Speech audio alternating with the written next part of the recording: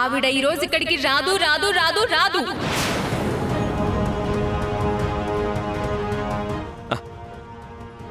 అదిగోండి మా అమ్మగారు వస్తున్నారు.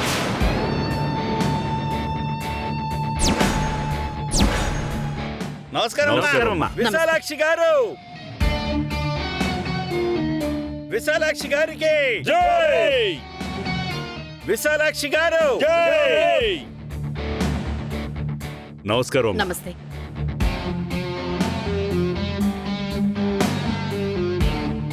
టైం పంక్చువాలిటీ లేని మీరు ప్రజాసేవ చేస్తారా? మీరు చెప్పండి.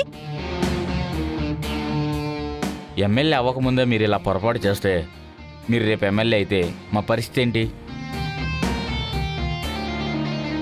అయినా భర్తకాలు పట్టుకోవడానికి టైం ఉన్న మీకు ప్రజల్ని కలవడానికి మీకు టైం లేదా?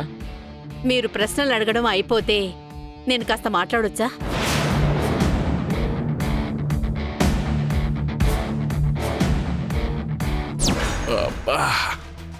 ఒరే బసవా, పడితే పడ్డాం గాని నీ పెళ్ళాన్ని వంటింటికి పరిమితం చేశాను చూడు.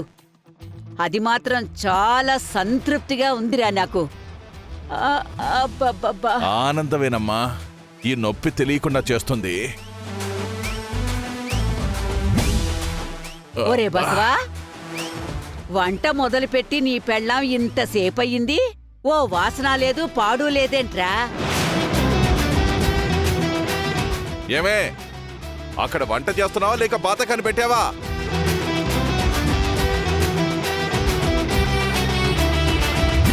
ఒరే, నాకేదో అనుమానంగా ఉంది, వంటింట్లోకి వెళ్ళి చూసొస్తా. నాకు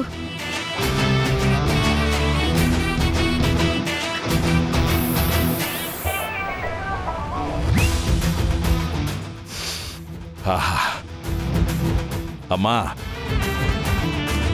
గుమగుమలు చూసావా? నీ కోడలు చేతి వంట మామూలుగా ఉండదమ్మా.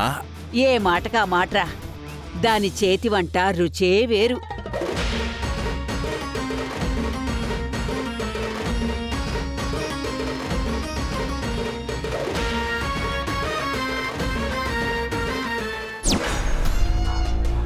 మీరంతా నన్ను క్షమించాలి. నేను ఇక్కడికి రావడం లేట్ అయి ఉండొచ్చు, మిమ్మల్ని అందరినీ చాలా నిరాశపరిచి ఉండొచ్చు.